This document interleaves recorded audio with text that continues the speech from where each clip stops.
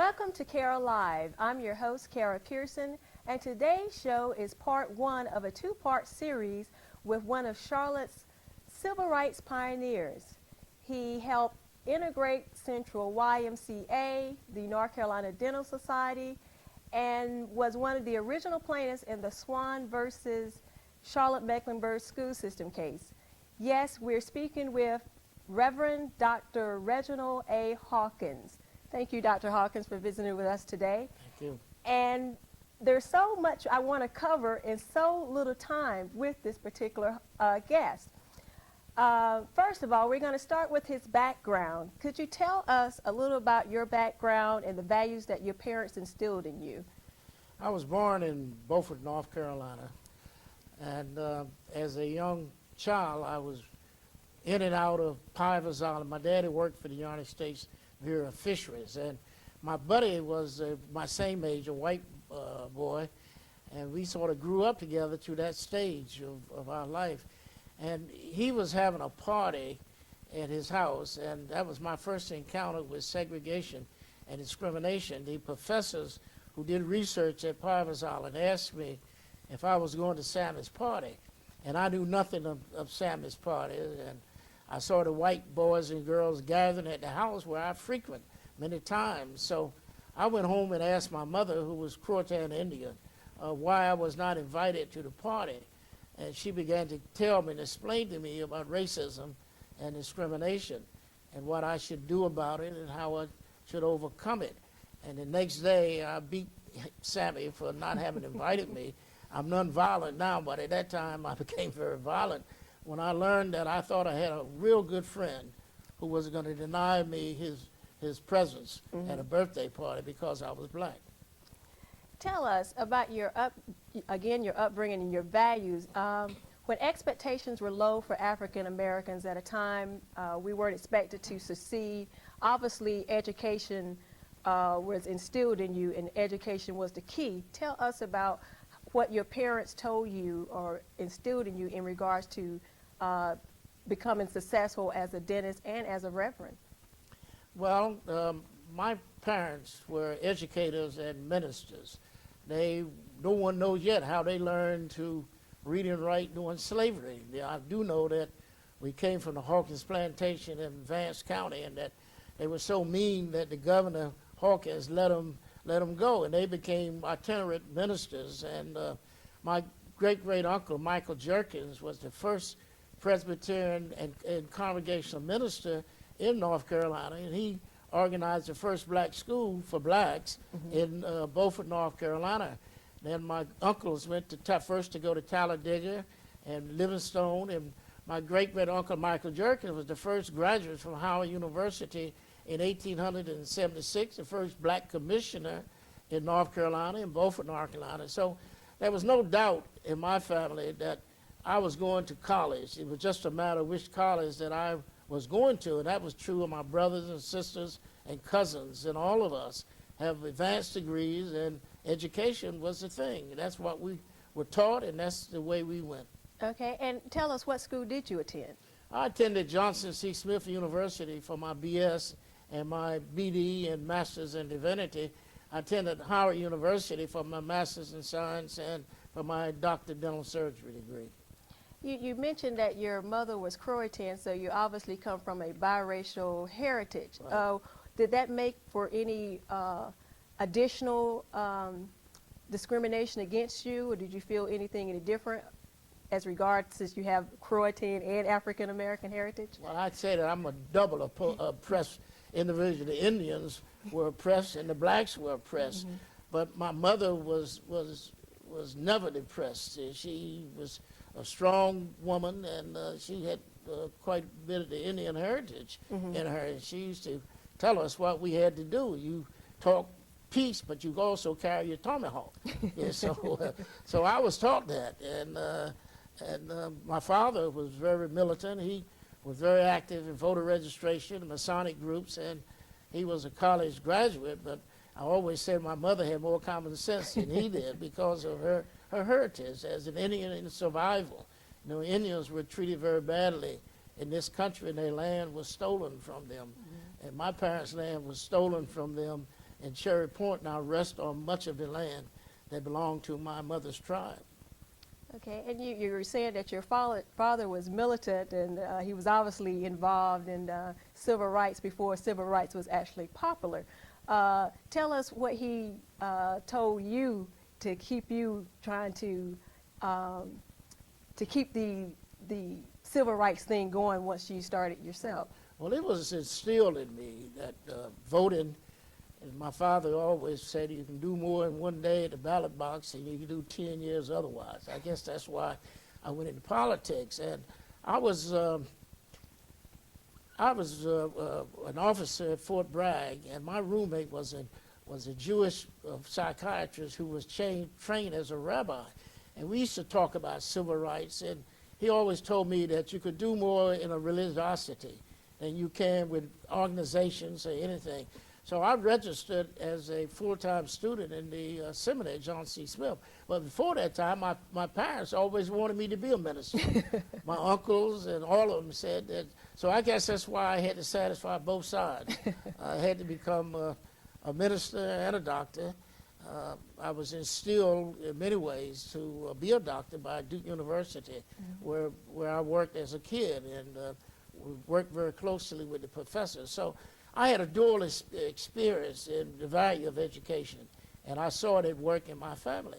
My father, my uncles, and my great-great-uncles, and my mother, and all the others who touched my life. The principal of the school, Dr. Bess, who thought that education, he was a Bajan, he was from Barbados, but he was a staunch race man. He believed in the value of standing up for your race. And as a kid, I was the editor of the high school newspaper, and I wrote civil rights articles. And at John C. Smith, I was active in civil rights. I marched against the post office in 1943. So I guess it was in my blood that I could do no other. So did you do anything while you were in D.C. at Howard? Yes, at Howard. They learned, Ms. Mary Church Terrell in the law school, Dr. Charlie Houston and Thurgood Marshall and Jim Nabry, Leon Ransom, used to, at every Sunday afternoon, gather those of us who were leaders in colleges to talk to us about our constitutional rights.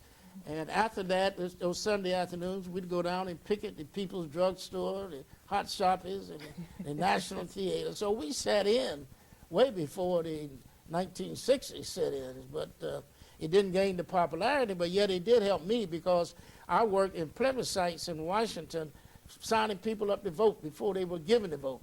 We went through that action there in Washington. So when I came to practice in Charlotte in 1948, Kelly Alexander, who was president of the NAACP, was waiting for me because he knew of the experiences that I had had at Smith and at Howard University. So was the plan always to come back to Charlotte?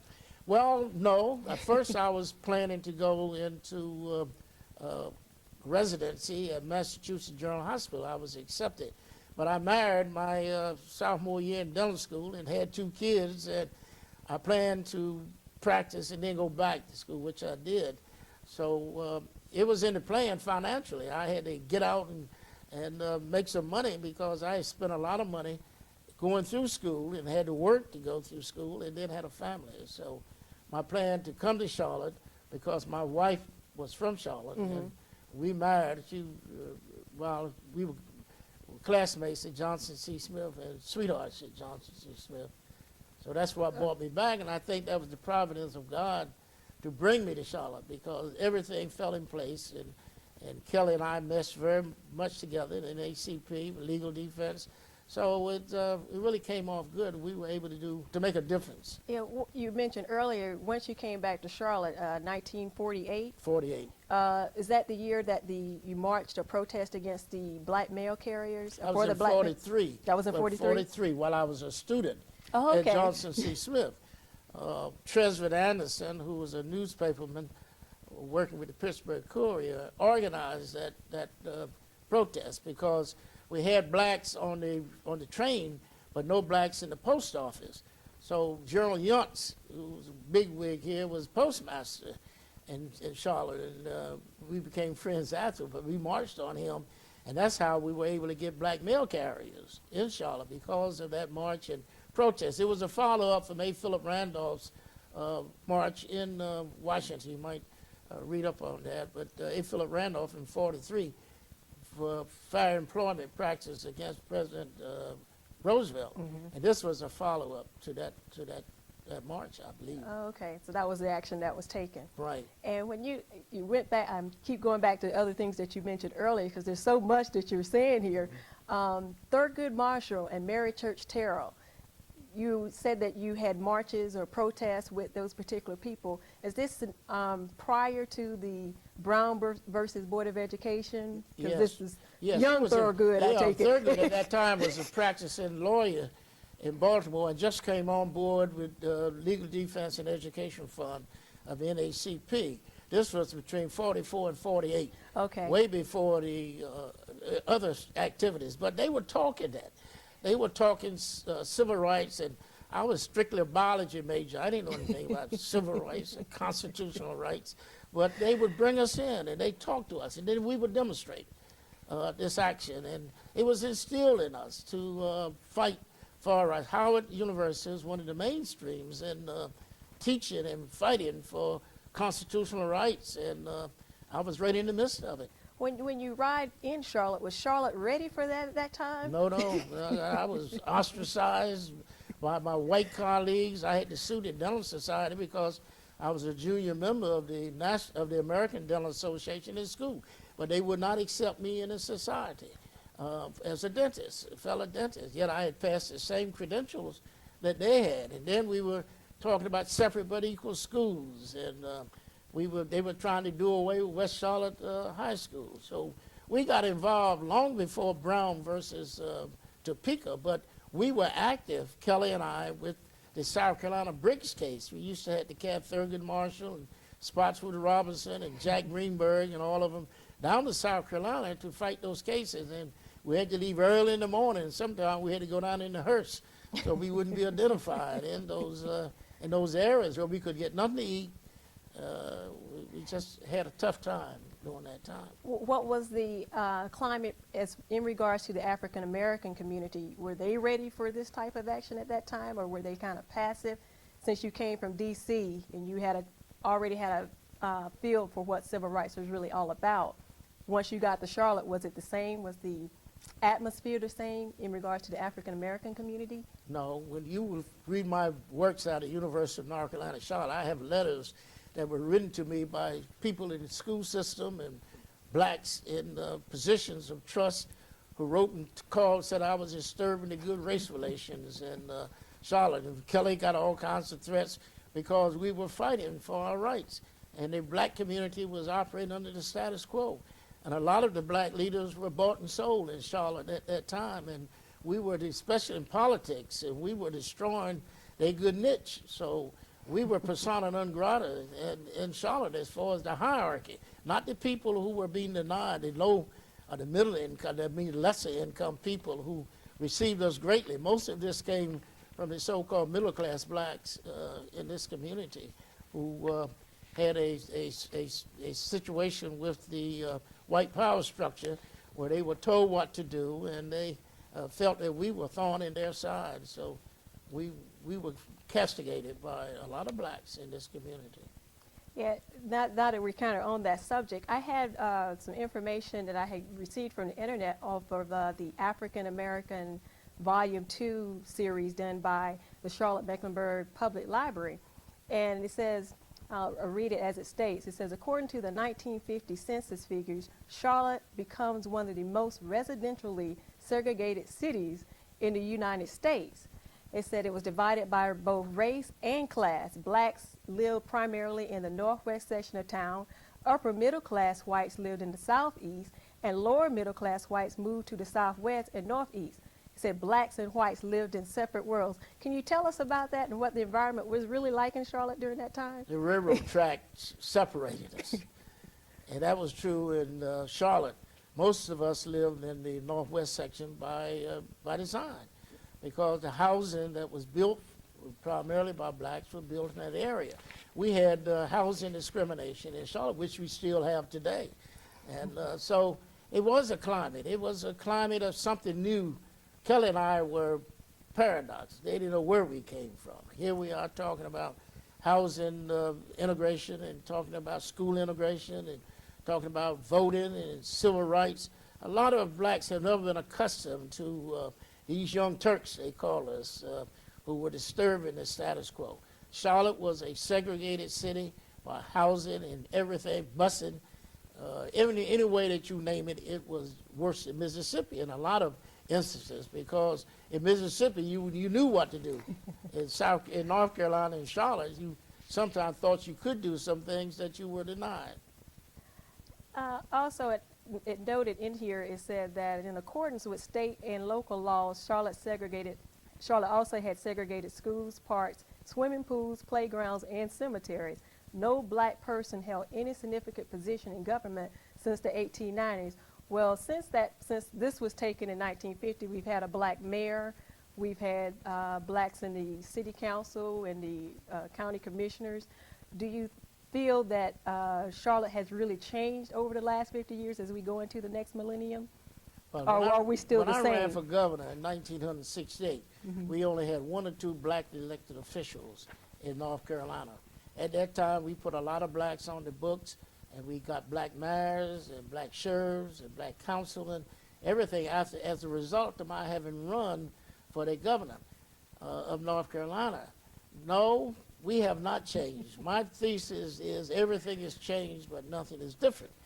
And for that reason, we still have black elected officials, and we still have mayors. We still have blacks in positions. But by sophistication and institutional racism, we're still denied our rightful place in this city and in this state. Going back in time again, during your fight for civil rights here in Charlotte, your house was bombed. You, Julius Chambers, Kelly Alexander, and Fred Alexander. Right. Could you tell us about that time and what you thought was going on during that time?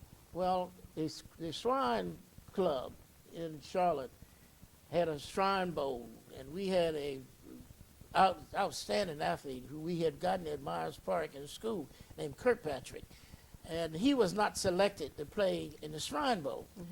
So in the suit, the swan suit, I had gathered, and Kelly had gathered all of the applicants for that suit, and we filed that suit. As a matter of fact, the suit would have been named after me had I not put Swan's name number 1. My name is number 2, and all of the plaintiffs are Presbyterian ministers.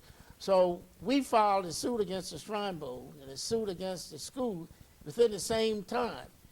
And that broke, that football is it, you know, what it is football. So immediately in 1965, November 22nd, they bombed our houses within 3 minutes' time. All of us were bombed, and they tried to get the bombs on our bedrooms, which meant that there had been some sophisticated study of where we were and how we stayed, which led me to believe that it wasn't any Ku Klux Klan that bombed us. It was someone else who knew about our action and where we were. And strange enough, nobody's ever been caught for having bombed us, you know, for bombing, and no one has ever been caught. And the city tried to forget, but I will never forget because I have a strong idea where the bombing came from. Okay, so you don't think it was the Ku Klux Klan? No, it wasn't the Ku Klux Klan. Okay. It might have been the blue suit Ku Klux Klan, but it wasn't the regular Ku Klux Klan. You were also involved with of course, the school desegregation case, and back when Dorothy Counts was the person who integrated Hardin High School here in Charlotte. I understand that you're the person that actually walked her in the building. Could you tell us about that day and how the crowd was reacting? Yeah, I got Dorothy's application to, my son had filed a suit against the Pearsall plan in 1956 for pupil assignment. And then Kelly and I got very active in getting applicants of kids who live right in the mouth of the schools. We call it geographical desegregation. So I got Dorothy's application, and she was accepted. I carried her into school, and at that time, my clothes were torn off me. I was spat upon, Dorothy too, and she stayed in school only 3 days. But Gus Roberts, I carried Gus Roberts to Central High School, who underwent more, the same type of turmoil that Dorothy underwent, And he stayed in school and graduated. They don't mention Gus Roberts' name. They mention only Dorothy because she left school. They call themselves having defeated us. That's Charlotte. Anybody who they can't defeat, they never mention. They don't mention my name because I beat them in every instance. You see, they integrated everything in Charlotte. Hospitals, the schools, and public accommodation, you name it. I was YMCA, the dental societies, opening up golf courses, all of that we did. So they don't want to mention my name because, in fact, they figure that I'm too smart. I'm one of those smart ones, you know. But Dorothy was the one that first went to Hardin High School, and she stayed 3 days. And it was a lot of pressure on her family, and me because of what we have done.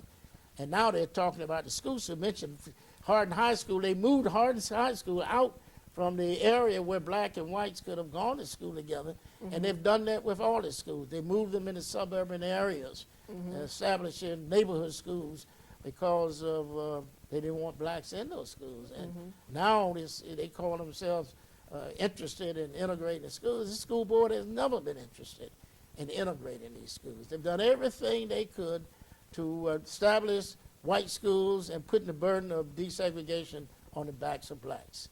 I noticed that you had mentioned a while back during the 1960s that was the same case, that the schools were they were building schools outside, which is also, my understanding, is the same case now as I sat and listened through the recent case at the federal courthouse, that schools are still being built in the suburban areas, but the inner city schools are not being built up. They're pretty much,